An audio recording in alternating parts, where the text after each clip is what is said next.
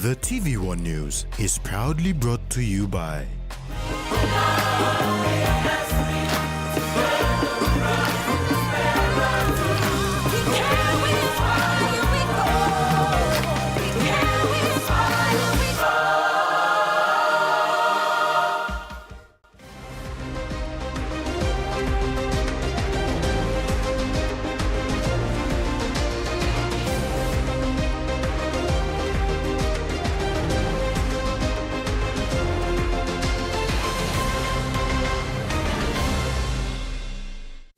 Hello and welcome to another edition of TVWAN News. I'm Jasmine Erojak.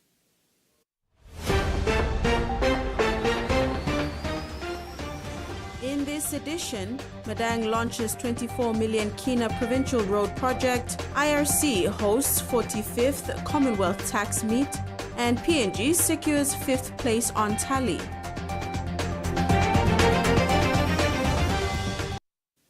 The first lot of pastors will be getting their fortnightly allowance under the Morobe Provincial Government's Babefic Trust Fund.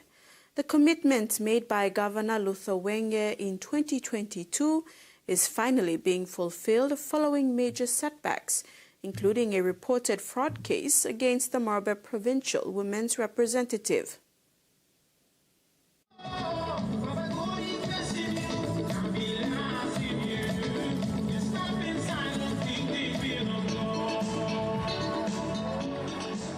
On September 6, 2022, during the swearing-in of Morobe's 11 members of parliament at Tutumang House, Governor Luther Wenge made a commitment to put all pastors in Morobe on the provincial government's payroll.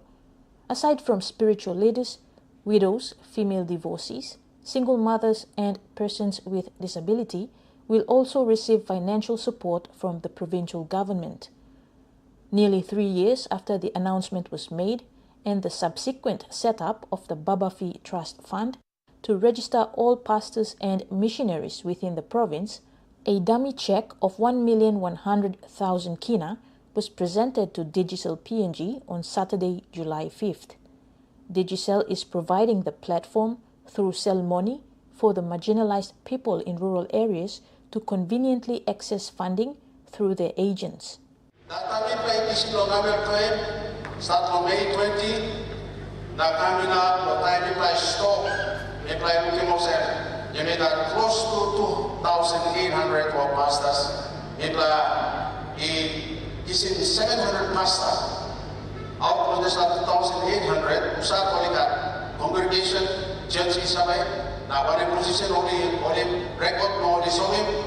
May like trying do 3 more. Do put him on this 700 pastors do try and look him. System people are like trying to look behind him by inaugurate or not. A budget of 100,000 Kina is allocated for the first lot of pastors who will receive a fortnightly stipend of 200 Kina for the next few months.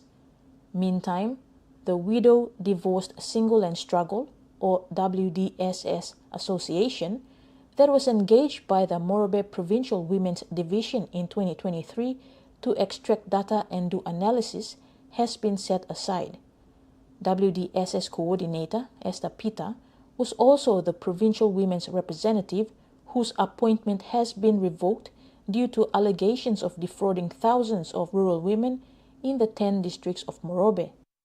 Governor Luther Wenge had alleged that 3 million Kina for spiritual leaders has been misappropriated, and the matter was reported to the Police Fraud Squad. Babefic Trust, initiated in 2022, received 15 million Kina in 2024 and 10 million Kina in 2023. Kamala Guare, TVWAN News, Ley. A young woman out in the remote Bosavi of Western Province almost lost her life after being faced with pregnancy difficulties. Thanks to the quick help of Mission Aviation Fellowship, her life was spared. Unfortunately, she lost her baby. According to the UN's Population Fund, Papua New Guinea has one of the highest maternal mortality rates in the world, with around 1,300 women dying every year from pregnancy-related problems. Fimi Pamemuli from remote Bosavi in Western Province did not become a statistic, thanks to the quick medical help she received from Mission Aviation Fellowship. In her 20s, Fimi had no prenatal care during her pregnancy. When faced with preterm labor difficulties, she was carried on a crude makeshift stretcher from her village to Mogulu Health Center, a remote outstation facility also in the Strickland Bosavi area. MAF-PNG stated that Fimi went into preterm labor as a result of malaria-related infections. That was when her family rushed her to Mogulu. Unfortunately, Fimi delivered a stillborn on the way to Mogulu, but her own life was still in danger. Sini Nema, nursing officer at Mogulu, found that Fimi had a retained placenta. There were no contractions to expel the placenta, and manually removing it would be difficult. While oxytocin would have helped, there was none in stock at the isolated health center. A retained placenta could lead to serious complications for Fimi, including excessive bleeding, infection, and even death. Fimi needed to be sent immediately to Kiunga for treatment. Mission Aviation Fellowship was the only option to make that critical trip to save Fimi's life. After the 25-minute flight, Fimi was treated at Kiunga General Hospital and has since been discharged. Materia Health Center recently received sanitation items to support its efforts in keeping the facility clean and healthy for its patients. Express Freight Management, as part of its community initiative program, donated sanitary pads, bath soaps, and cleaning detergents to the health facility. Materia Health Center has been given significant support with its effort in keeping the facility safe and healthy for its patients daily. Express Freight Management, or EFM, as part of its community initiative program, donated sanitary pads, bath soaps, and cleaning detergents to the health facility. EFM Safety Manager Chaka Molen delivered the items to the clinic on Tuesday, July 3rd. Manager for Materia Health Center, Regina Wuri, acknowledged the management of EFM for its support, stating that the health center has been operating for the past 6 months and is facing operational challenges. Such a donation goes a long way in ensuring clinic staff are able to provide effective basic health services to the population.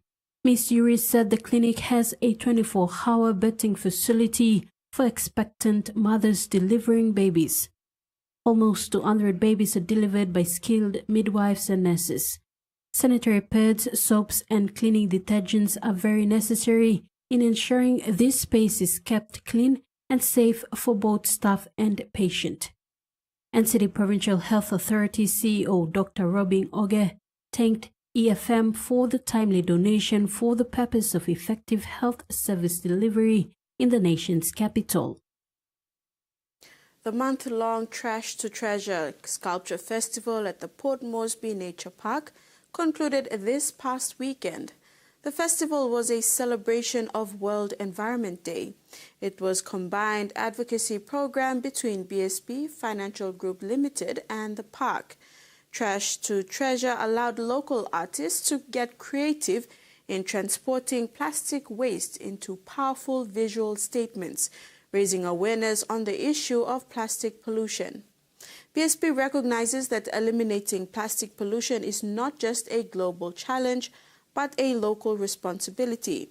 The Trash to Treasure initiative provided a unique platform to engage the public, educate children, and inspire meaningful action. In line with this commitment, the Port Moresby Nature Park hosted midweek educational activities and Saturday wildlife keepers talks, educating children about the threats posed to PNG's native species if we fail to protect our environment.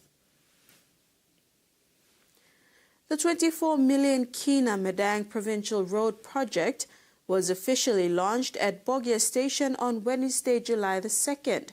The Provincial Road Project is an initiative of the Madang Provincial Government to connect Madang's remote and unconnected regions to the main national highway for better access to government services.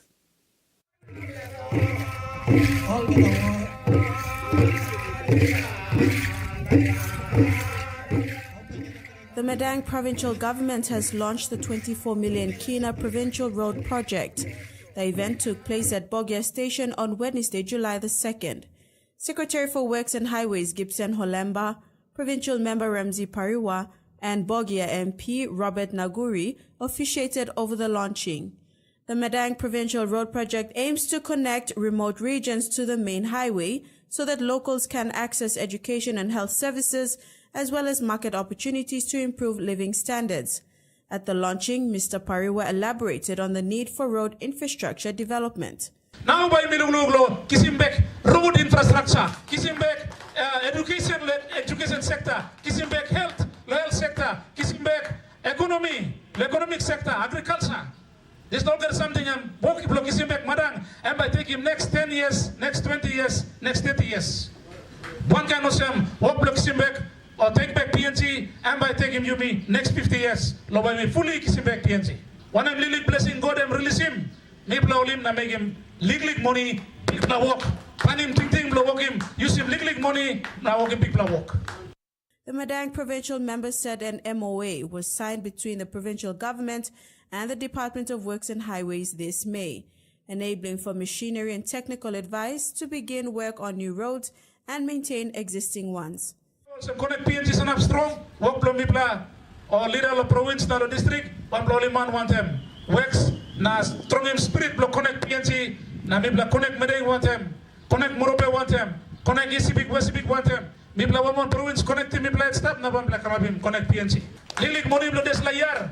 Lo provincial infrastructure program pan. And become now mi ba locate him long Daigul Yoro Guam. One puting road. So me talk thank you. And member blo yumi assistant speaker. And sana backside lo mi so he planted strong planting thing lo mi bla make him road.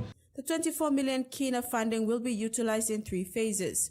Phase 1 will be for the Umerum to Puata Road at 3 million Kina, the Ayome to Simbai Road at 3 million Kina, and the Sogeram to Joseph Stahl Road at 4 million Kina.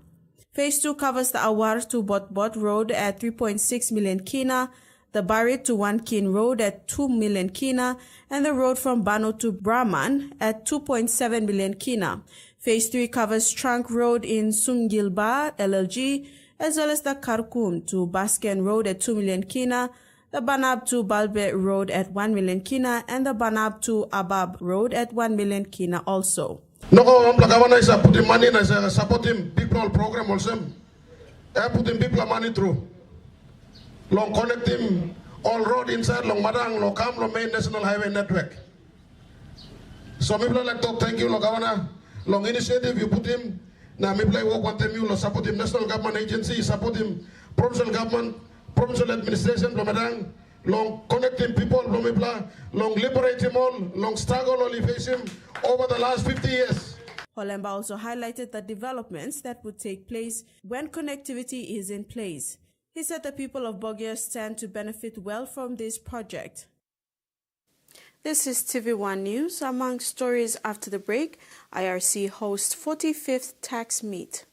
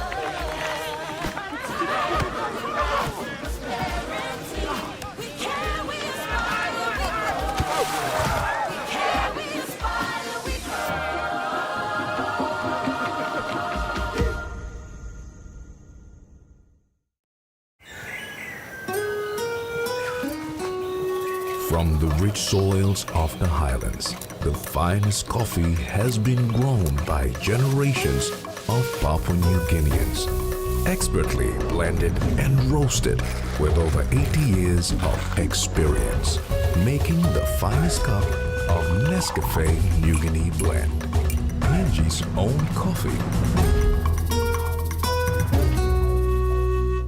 Open Lens.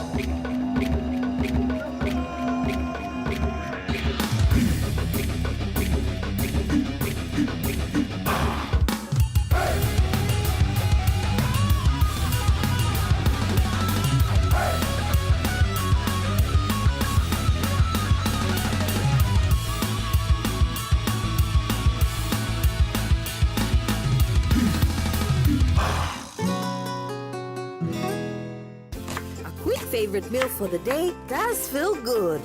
Snacks noodles is my choice for a simple meal. It is easy to prepare and fast to cook, and with a touch of flavor and ingredients, quality noodles that can be cooked and enjoyed in many different ways. You see, my whole family loves it. It's made here in PNG and comes in different pack sizes. Snacks noodles, tastier by you like it more. Pepsi bottle. Tell him shorty come get it. Come grind on me, but mommy get loose, get loose, get loose. Pepsi in my hand, ice cold, no excuse. I tell him who's gonna bring that groove down. Pepsi with the fresh sound. Tell him who's gonna bring that groove down. Pepsi with that fresh sound. Pepsi, give me some Pepsi bottle. Pepsi, you like it? Pepsi, you like it? Pepsi bottle. The rain is falling and the pressure is rising. I got the moves, yeah, watch me fake out. I'ma take you out. Yeah, I was born for this. Roll with a fist, living on top of the beds. I'ma compete, they up on it. Another day, another opportunity for a trophy. The UEFA Super Cup.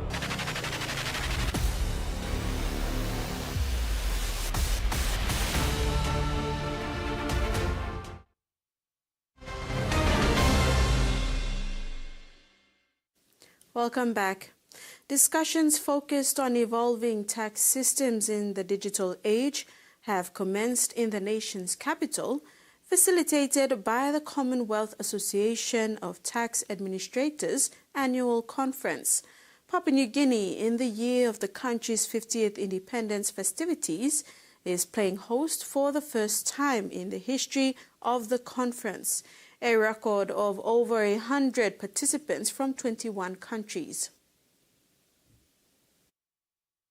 The Commonwealth Association of Tax Administrators stands as the world's largest organization of its type, uniting tax administrations from across the Commonwealth in a shared mission of excellence. Through Qatar, member nations, including Papua New Guinea, work together to promote sustainable development, enhance good governance, and ensure that tax systems serve as engines of prosperity for all Commonwealth citizens. PNG, through the Internal Revenue Commission, takes immense pride in hosting this landmark event, offering delegates an opportunity to experience the country's unique culture while advancing the vital work of modern tax administration. While I do acknowledge that the participation of our technical experts is also critical, it is the vision, courage and foresight of Commissioner Generals that determine the direction and impact of our institutions. It's therefore we must continue to be leaders of insight, continue to have the foresight to drive our organizations. In this ever-changing and advancing digital landscape, tax administrations must prioritize continuous investment in learning, development, and technological adaptation. Delivering the keynote address for the 45th Qatar Conference was Governor General Sebob Dadai. Papua New Guinea, like many of your countries, undertaking significant tax administration reform.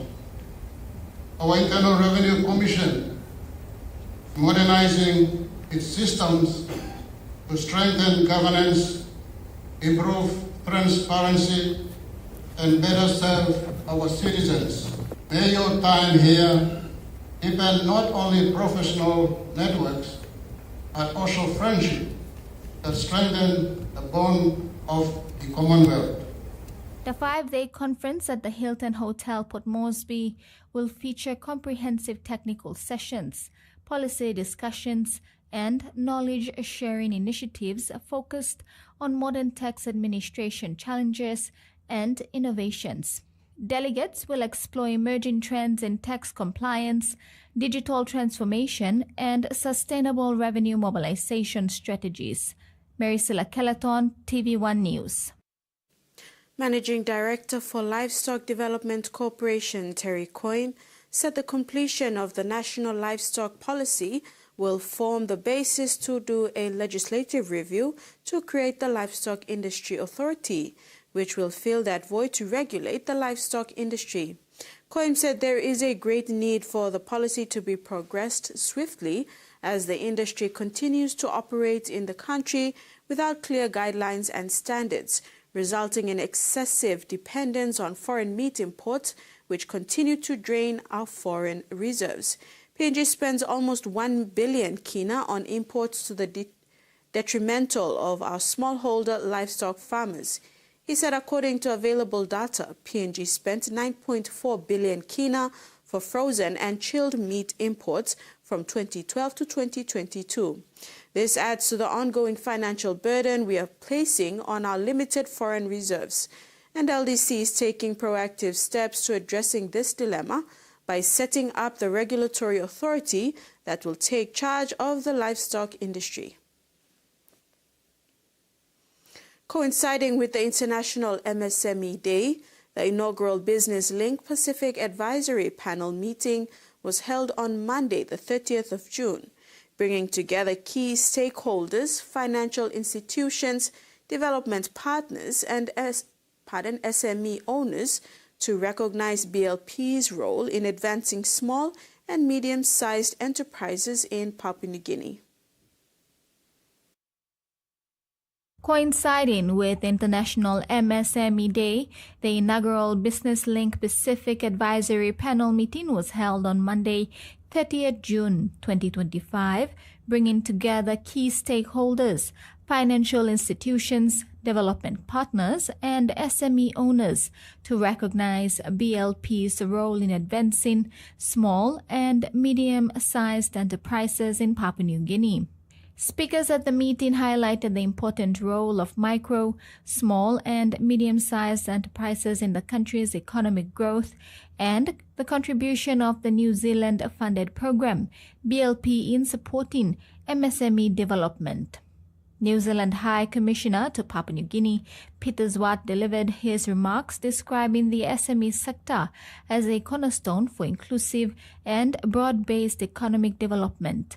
He emphasized that while large-scale resource extraction and public sector activities were important, it was SMEs that offered greatest potential to grow employment and opportunity for the majority of Papua New Guineans. Acting Executive Director of the Centre for Excellence in Financial Inclusion, Peter Samuel, delivered the closing remarks, highlighting BLP as a uniquely practical and operational model that bridges a major gap in the government's support mechanisms for SMEs. He acknowledged that although CEFI's traditional focus is not on SME development, the success stories shared during the meeting offered a compelling case to expand their mandate. However, Samuel stressed the need for future sessions to include both success stories and those still struggling, stating that learning from both triumph and hardship would better inform policy and practice. He also encouraged financial institutions to reflect more deeply on their relationship with SME clients and their unique challenges. Maricela Kelleton, TVWAN News. TISA Bank has taken another bold step in its national expansion by launching its second full-service commercial branch, this time in Wewak, East Sepik Province. The bank says it's more than just opening a building. It's about bringing essential financial services closer to everyday Papua New Guineans. TISA Bank officially launched a second new branch, this time in Wewak, East Sepik Province.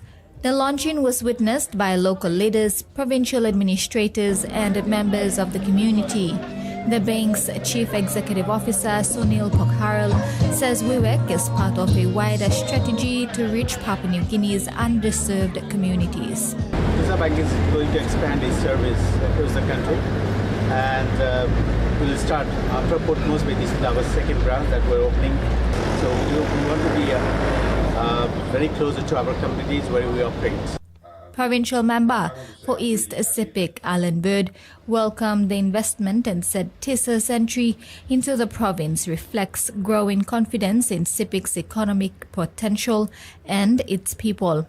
With TISA Bank, it's a great privilege. Let me just say that. It's a huge privilege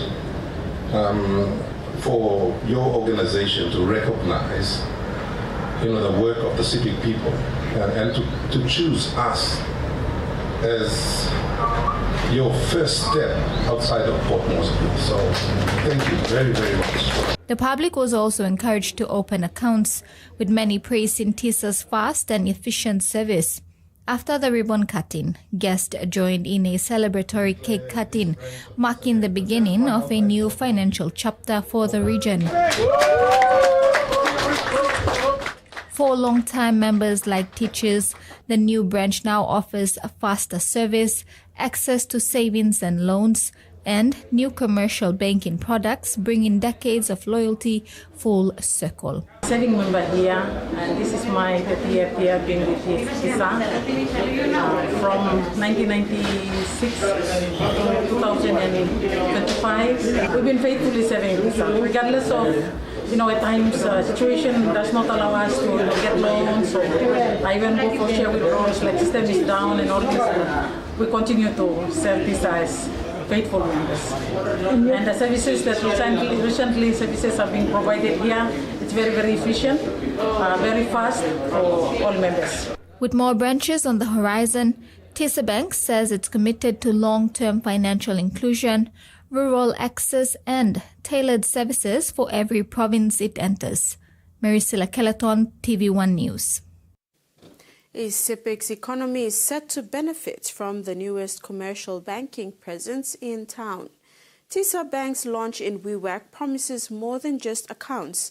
It brings opportunity to farmers, teachers and SMEs across the region. TISA Bank's arrival in Wewak signals a growing partnership between the private sector and the provincial government to drive East Sepik's economic transformation.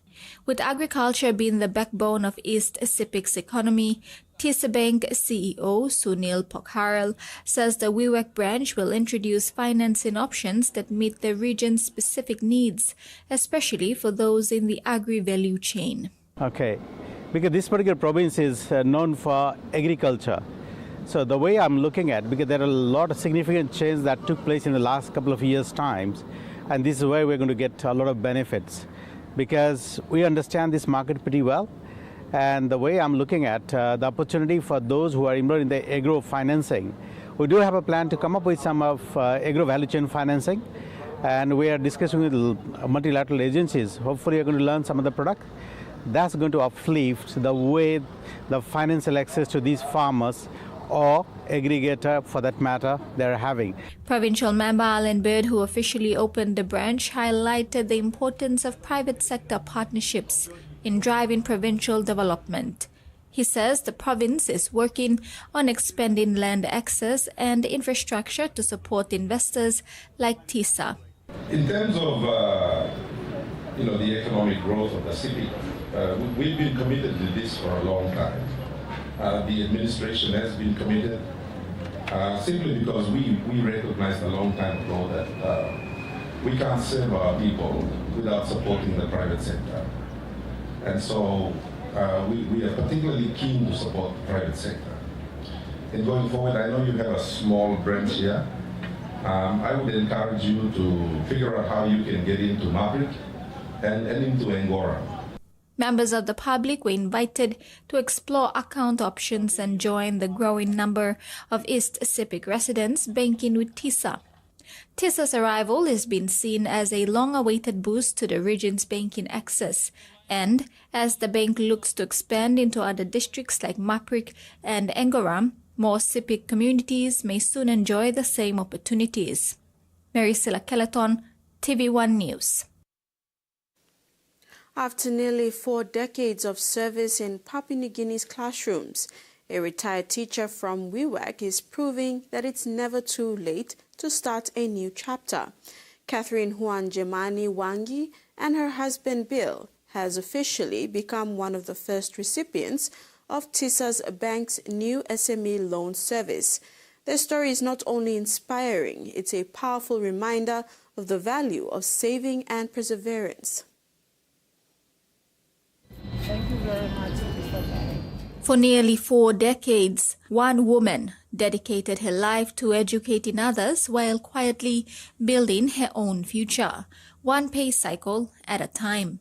Catherine Huan Jamani Wangi, a retired teacher from Wewak whose lifelong habit of saving has led to a brand new chapter, this time behind the wheel of her own transport business. In 1988, Catherine started her teaching career in Chimbu province with a salary of just 207 kina. She was encouraged to start saving with Teachers Savings and Loans Society. That decision became the foundation of her life's journey. And I never touched my savings up until in 2014 when my second child went to a civil institution at Unity. Now, 59 and retired, Catherine is the proud owner of Graceful Gifts Transport Services, a new SME business funded through a commercial vehicle loan from the newly established TISA Bank. I didn't wait long for TISA to approve my SME loan. But when I'm 59, I would say that some banks will be doing the age assessment. I'm so thankful to TISA Bank. Her brand new 26-seater coaster bus will serve passengers traveling the route 310 Wewak to Maprik, charging a fare of 30 kina per passenger. My encouragement to my children was go and invest, buy a house, buy a property. Now that you all have completed university, go and work, look for a job, buy a house, get married, and grow my bubbles. And invite me. I want to relax, I want to retire from being an SME, and I want to be a local tourist. Catherine and her husband Bill raised 8 children, all of whom attended university, thanks entirely to her disciplined savings with TISA. From nurses to engineers and teachers, their children are now forging their own paths.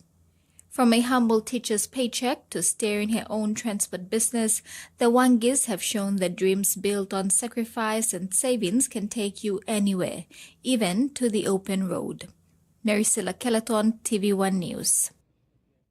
And now the finance news. The kina closed lower at $0.2423 US in the interbank market. At Bank South Pacific, our kina was buying $0.2348 US, $0.2587 Australian dollars, $0.1920 euro, and 33.89 Japanese yen. Looking at commodity prices at New York close, gold, cocoa, copra, and crude oil closed higher. Coffee closed lower, while palm oil and copper closed the day unchanged. And on the stock market, the Dow Jones closed lower, the ASX closed lower, and all ordinaries closed lower as well. TVWAN News continues when we return. Stay with us.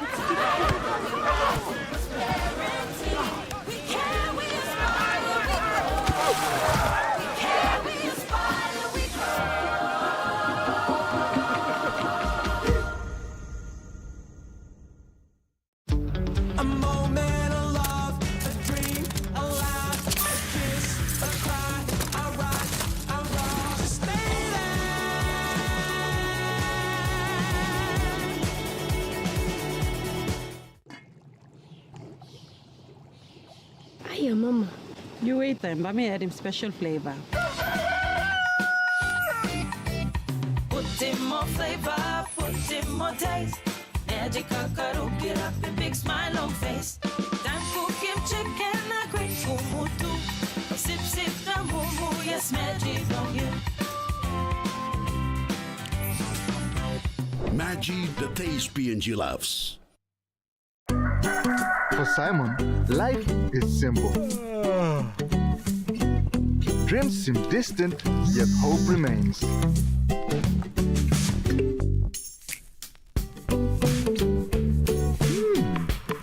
One ticket, one dream. Simon's world changed forever. Yes! From small dreams to big possibilities. The One-Top Jackpot is here for everyone. Win big every day.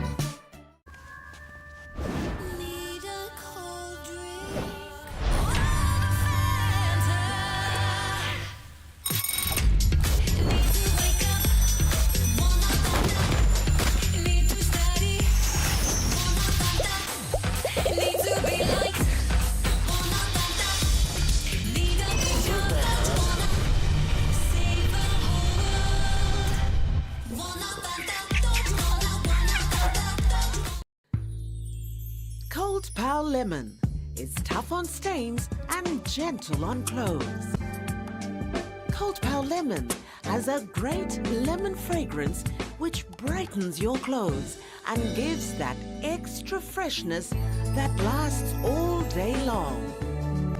Cold Palau Lemon, tough on stains, gentle on clothes with extra freshness.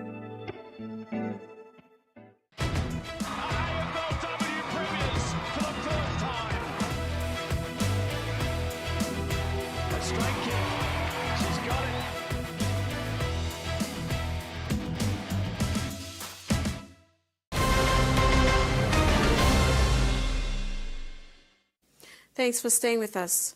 Donald Trump has written to the leaders of more than a dozen countries, threatening them with punishing new tariffs, but giving them extra time to negotiate deals with the U.S. Many of the new tariffs are similar to the so-called Liberation Day rates the U.S. president announced on April the 2nd, before he paused them 3 days later. The first round of new rates, outlined in letters posted to Mr. Trump's Truth Social platform, includes Japan from 24% to 25% and South Korea remain unchanged at 25%. Mr. Trump told Japan's Prime Minister Shigeru Ishiba and South Korea's President Lee Jae-myung that the 25% tariffs would be for all goods and separate from sector-specific tariffs. White House spokeswoman Caroline Leavitt said Mr. Trump would reveal more country rates and publish the letters sent to their leaders in the coming days. According to figures obtained from Cancer Australia by the ABC's Four Corners, at least 10 types of cancer in younger Australians are rising at alarming rates. At least one, bowel cancer. Australia leads the world in 30 to 39-year-old rates have increased by 173%. I don't smoke, I don't drink, I wasn't obese. Fiona So was diagnosed with liver cancer when she was 40. It's one of the fastest rising cancers in younger Australians. Some of the young people we see who are slim, who don't drink alcohol, who don't have underlying liver disease, we're still scratching our head why. Since the year 2000, the data show remarkable increases in 30 to 39-year-olds, ranging from 4% in breast cancer right up to 500% in prostate cancer. Some, such as prostate cancer, might be explained by changes in the way they're diagnosed, but others can't be explained this way. Cancer has traditionally been a disease of ageing, but over the last 20 years, there's been a real increase in the number of younger adults developing these cancers. All cancers are caused by genes. Some are inherited, but others are altered by toxins or toxic influences from the world around us. And that seems to be what's happening with this rise in early onset cancers. Research is finding that exposure, probably early in life, to a toxin from a bowel bug called E. coli could be driving some of the DNA mutations that Associate Professor Dan Buchanan is seeing in bowel cancers. The story for that particular gut bacteria has gone well beyond an association into causation. Then there are assaults on our genes from exposure to chemicals and plastics. We're exposed to a broad universe of synthetic chemicals that our biology isn't familiar with. But whatever the causes, people like Fiona still have to deal with their daily reality. I get infusions fortnightly at the hospital. It's keeping the cancer at bay, but it's not a cure. At least 5 return international flights operating between Australia and Bali have been cancelled and multiple others delayed due to the eruption of Indonesia's Mount Lewatobi Laki-Laki volcano for a second time in as many months. The eruption on Monday sent a column of ash and other volcanic material as high as 18 kilometers into the sky, causing the country's Internal Geohazard and Volcanology Agency to issue its highest level emergency alert on the tourist island of Flores. The Magma Agency recorded an avalanche of searing gas clouds mixed with rocks and lava traveling up to 5 kilometers down the volcano's slopes during the eruption.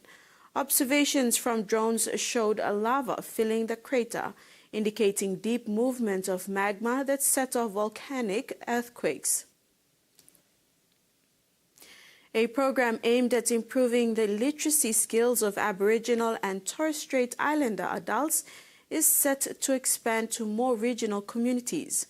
Participants in far north Queensland say going back into the classroom later in life has helped them turn their lives around, boosting their job prospects and helping them connect with their children. Courage. Good morning, everybody. Good morning. To get back into the classroom. I try to tell them that break that shameness, that barrier in front of you, you know. A First Nations-led literacy program has now helped more than 500 adults fill gaps in their knowledge. Oh, it's pretty complicated, and hard, you know.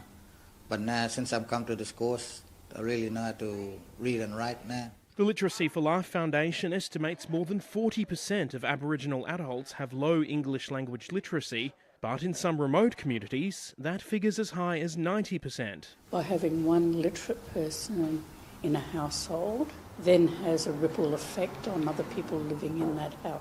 The program partly credits its success to having classes taught by community members, some of whom began as students in the same course at Yarrabah in far north Queensland. I'm pretty glad, like, people in the community look after me now, like a leader or in some way.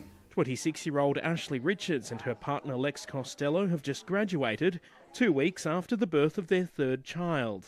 Probably trying to do more courses, hopefully find a job once baby gets a bit bigger. The foundation has received funding to expand to 3 more Queensland communities, but advocates say the nation needs to invest much more in closing the literacy gap. Working with people that are functionally illiterate takes a lot longer than 6 months or 12 months to get people, even being able to walk in the door and undertake a said 1-level course. Now I'm really grateful for where I am and how far I come from, and it's really teaching me a lot. Science says cuddling our pets can be beneficial for both humans and animals. But for one Canberra cat, the daily habit led her owners to a life-threatening health issue. Emergency vets say all owners should make physical interactions with their furry friends and regular practice and use it as an opportunity to identify anything not quite right. In the 6 years since Chris and Greg Peters adopted Smooch, the tortoiseshell has become a beloved family pet and creature of habit. It was the evening and she'd gone out for a gentle stroll because she knows that she'd be in for most of the night. These outdoor excursions last around an hour and are followed by plenty of cuddles and pats. She was walking in and walking very low, which is very unusual. So I thought, oh, maybe a fur's up, another cat's hurt her or something. Cuddles led the Peters to a large hard lump on Smooch's back, that definitely hadn't been there earlier. You couldn't find any blood or anything like that, so there was no virtual entry wound, so we thought something inside of it must have broke. At the emergency vet clinic, x-rays revealed the mysterious lump was one end of a 17.5 centimetre stick. The rest had wedged itself through Smooch's ribs, between her liver, right kidney and intestines, while the entry wound was hidden behind the fatty loose skin near her hind legs. It wasn't until we actually took that x-ray did we realise the extent of the damage and how much pain Smooch would be in. Within half an hour of her arrival, Smooch was on the operating table. Smooch used more than one of the 9 lives on that day. The stick not only didn't hit any of the vital organs, blood vessels or nerves on the way in, but... You're watching TVWAN News. Next in sports, PNG moves up to 5th place on Palau Games medal tally.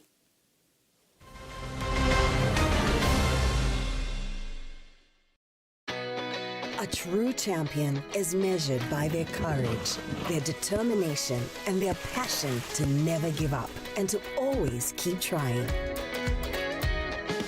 With a delicious Milo and milk taste and added nutrients, Milo and milk is a great way to fuel our little champions with nourishing energy every day. Because true champions give it their all. Milo, PNG e Mia. Pine PNG made.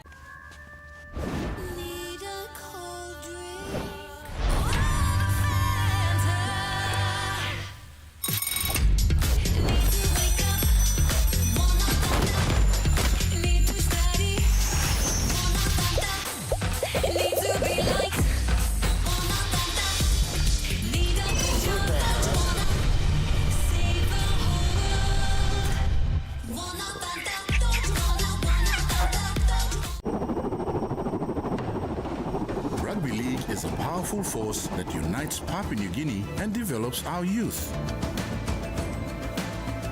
Through partnerships with the PNG LNG Kumals, Grassroots Rugby League and Justin Olam, we aim to instill skills to last a lifetime. I'm community blue. When it's on you welcome, I'm a community. You must also community. When we invest in people, we invest in tomorrow's possibilities.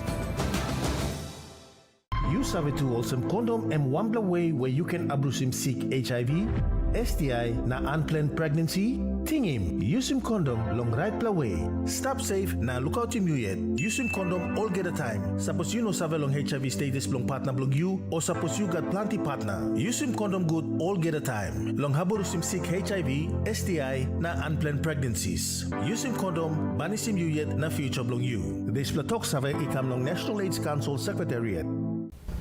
Mr. Russell, we must isim signa sa bungulungi.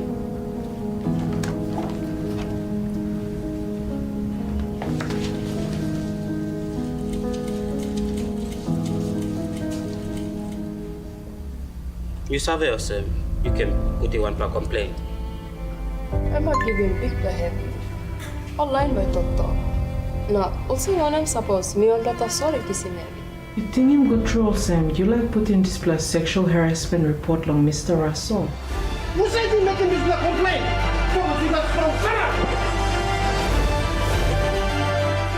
Joining BCFW na all member blong mi plan na stand up strong against workplace harassment.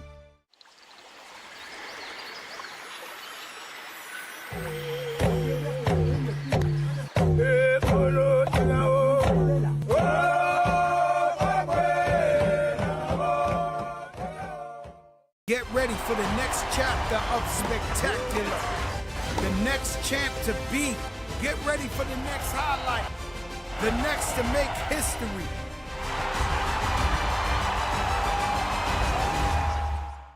As one storm stops, another starts.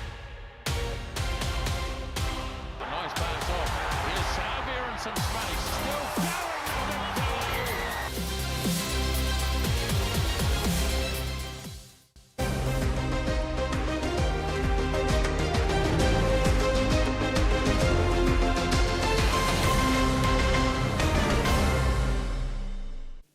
Thanks for staying with us.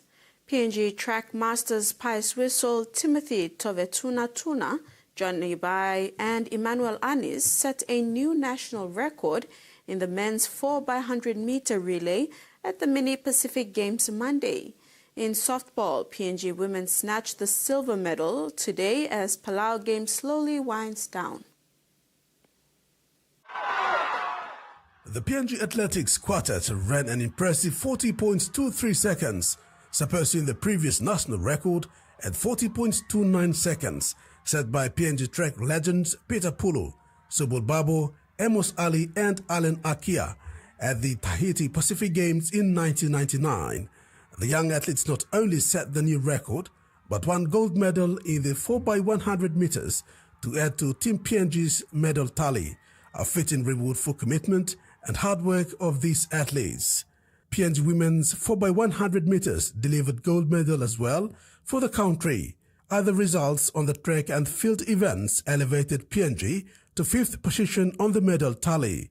In other sports, the PNG men's volleyball team hosted reigning Pacific Games champions Tahiti 3-1 to book a spot in the gold medal playoffs. The volleyball team has been putting on some entertaining plays.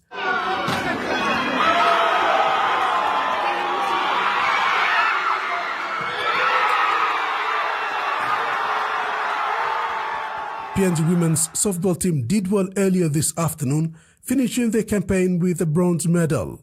They held off Palau 12-2 with a resounding finish.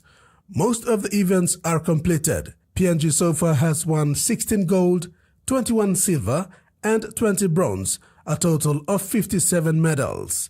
Leading the medal tally is Tahiti with 59 gold, 37 silver and 21 bronze, totaling 117 medals. The Palau Mini Pacific Games began on June 29th and is scheduled to conclude this Wednesday, July 9th. Rex Lita, TV1 Sports. Despite the big win for the bronze playoff, coach Kenneth Solu admits it was a tough outing this time, with most countries stepping up to the challenge compared to 2015 when PNG won gold. PNG women's softball team took a comfortable lead 11-2 in the fourth inning, leaving Palau running out of options. He congratulated his captain Florence Dapel for leading the team to secure the third spot against 6 other nations, and Dapel was proud of her young team's performance.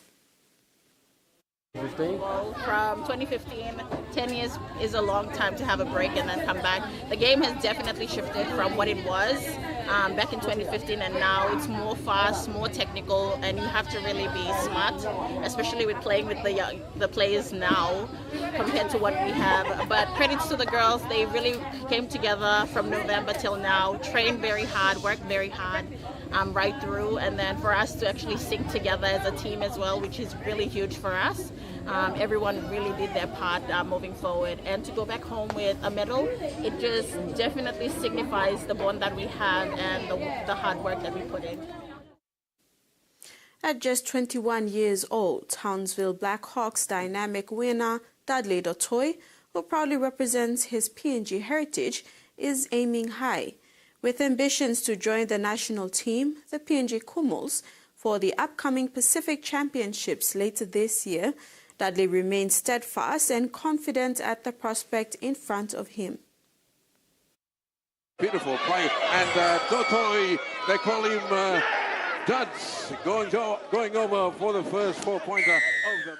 Having made a significant impact in his debut match for the PNG Prime Minister's 13 in Port Moresby last year, Dudley's immediate focus at the moment is to contribute to his local club Townsville Blackhawks as they aim for a strong finish in the Host Plus Cup this September. At the back of his mind, he remains ready to answer a call for representative duties come November. His ultimate aspiration is to play in the NRL. So I was actually at work. Wow, and they were trying to get in contact with me, but I accidentally broke my phone, and everyone was trying to ring me, and I had like half of Townsville looking for me. Dudley, affectionately known as Duds, rose through the junior ranks of the Townsville Blackhawks, making his top-grade debut last year.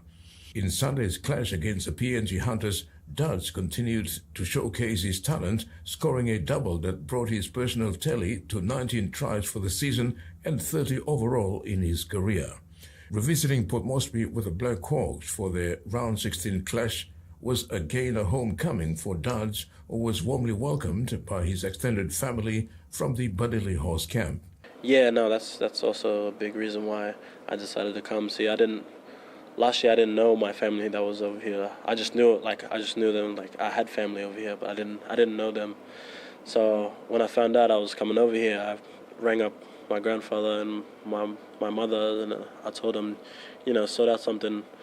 So I'll tell them to come, visit me. Like if they don't have money to come visit, I'll pay for whatever. Reflecting on his selection for the PNG Prime Minister's 13 last year, he recounted an amusing mishap when he broke his phone, delaying communication with the selectors. Luckily, he was contacted and joined the squad. Dudley's performance on the left wing during the PM's 13 match was pivotal as he assisted Finlay Glare in scoring the team's first try. It wasn't as hard as I thought that Australian team was going to be.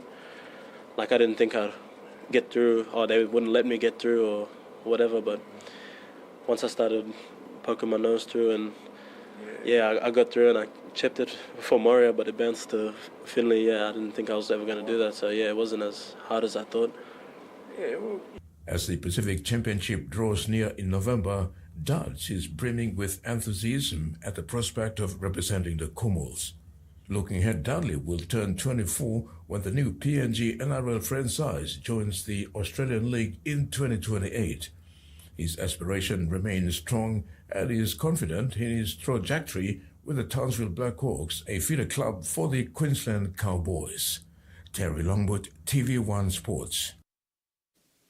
With the decider set to down at Accor Stadium in Sydney, changes have been made to the starting lineup for the Queensland Maroons and the New South Wales Blues.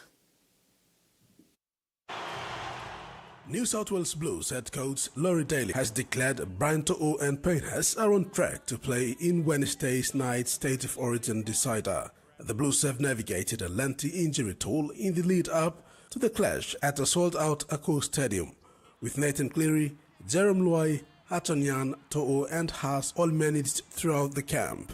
New South Wales are confident winger To'o will take his place in the team. However, Jacob Keras remains in the squad as 18th man should that change before kick-off. Haas completed a slight session on Monday night after having an injection for a back injury last week, but remains on track to play in the decider. Cleary, Luai and Hatonyan have all been cleared from injury. However, Cleary will not kick goals, with Zach Lomax to again take on the role. In the Maroons camp, an injury to Kylan Ponga has seen Amiso Tabwai Fido shift to the fullback, with coach Billy Slater calling on Broncos journeyman Gihamed Siabasaki in the setters. Valentine Holmes returned to the wing as a result.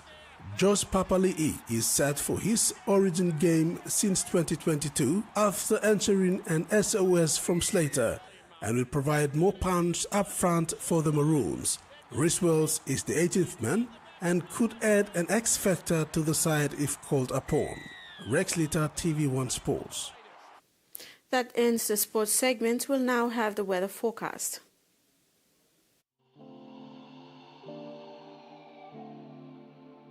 Regional forecast. Southern.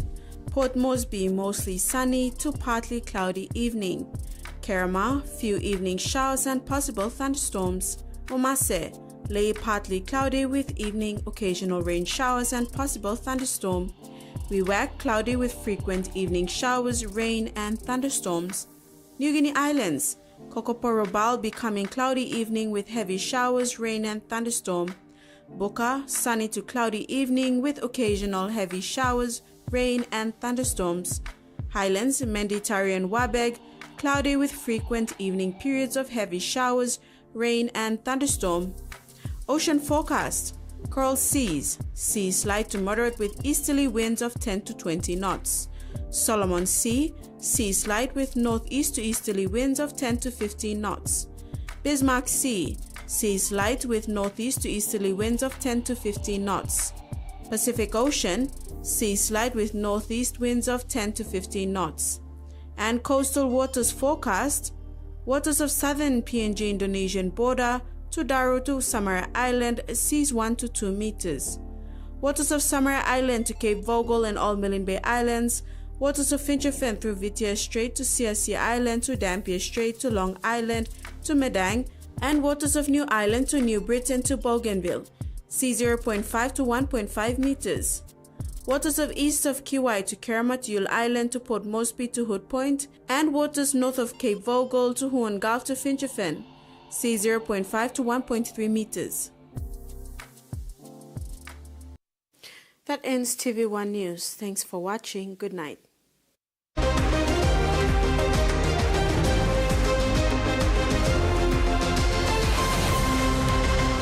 The TV1 News was proudly brought to you by